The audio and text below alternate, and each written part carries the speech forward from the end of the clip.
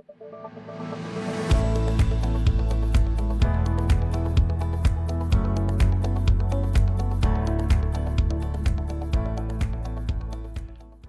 I'm Dr. Stephen Pipe. I'm a professor of pediatrics and pathology at the University of Michigan, and my co-authors and I presented our abstract at the most recent ASGCT meeting on stable hemostatic correction and improved hemophilia-related quality of life.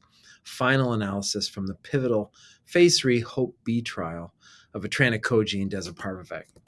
So I wanted to give you a little bit of background on this particular trial. The goal of modern hemophilia treatments are to avoid bleeding, particularly bleeding into joints, and thus avoid joint disease, and allow persons with hemophilia to achieve the life they choose. Traditional clotting factor replacement therapy carries the burden of the need for regular IV access and adherence to a regular regimen of prophylaxis, and the majority of patients still have need for factor replacement due to breakthrough bleeding events.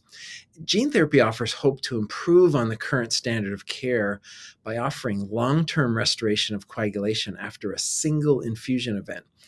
And the strategy which has had the most favorable risk-benefit profile uses adeno-associated virus vectors that target the liver to deliver functional copies of the genes for either factor VIII or factor IX, such that the liver will express endogenous factor VIII or factor IX protein.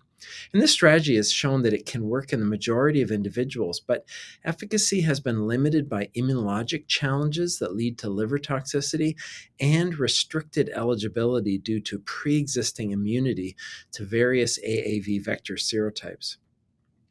The HOPE-B trial is a phase 3 trial of the AAV vector Etranacogene Dezaparvovec, or Etranadez for short.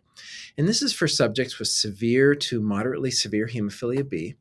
And this trial builds on insights from a phase 1/2 program where Etranadez showed long-term efficacy even among participants who had pre-existing neutralizing antibodies to the AAV5 vector serotype. Etranadez uses the enhanced highly active Padua factor IX transgene. 54 subjects were given a single infusion of Etranadez after a lead-in phase where they were on their regular stable factor IX prophylaxis. Notably, all the subjects were screened for neutralizing antibodies to AAV5, but they were not excluded from participation. And overall, 21 subjects had positive neutralizing antibody titers at the baseline. Now, one subject did not receive the full dose, and he was excluded from the analysis, and one additional subject had a very high neutralizing antibody titer of over 3,200, and he did not demonstrate a response to the treatment. But of the remaining 52 subjects, they achieved a mean steady-state factor IX expression of 39%, so abutting on the near normal range, 6 months after dosing, and then this has now been observed to be sustained over additional follow-up through 18 months, where these gentlemen are now continuing to show a mean of 37% factor IX level. And compared to the lead-in period on factor IX prophylaxis, they achieved a 64% reduction in annualized bleeding rate and a more than 95% reduction in the need for factor IX infusions and their overall factor IX clotting factor consumption.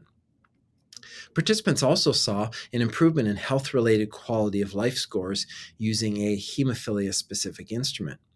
Now, notably, safety and efficacy was demonstrated in participants with no pre-existing neutralizing antibodies, but also in those with neutralizing antibodies up to titers of just under 700. Transaminase elevation, which is considered a marker of liver inflammation, was observed in only 9 participants, and they received a course of immunosuppression with oral corticosteroids with a mean 79-day tapering course. And all of these subjects achieved normalization of their transaminases and maintained factor IX expression and remain off of prophylaxis with factor IX. So what I see as the most exciting aspect of these results is the stable and durable increase in their factor IX levels to the near normal range, while maximizing patient eligibility as it relates to having pre-existing neutralizing antibodies and an overall acceptable safety profile. So I'm really looking forward to seeing this advance to availability as a clinical option for patients in the near future.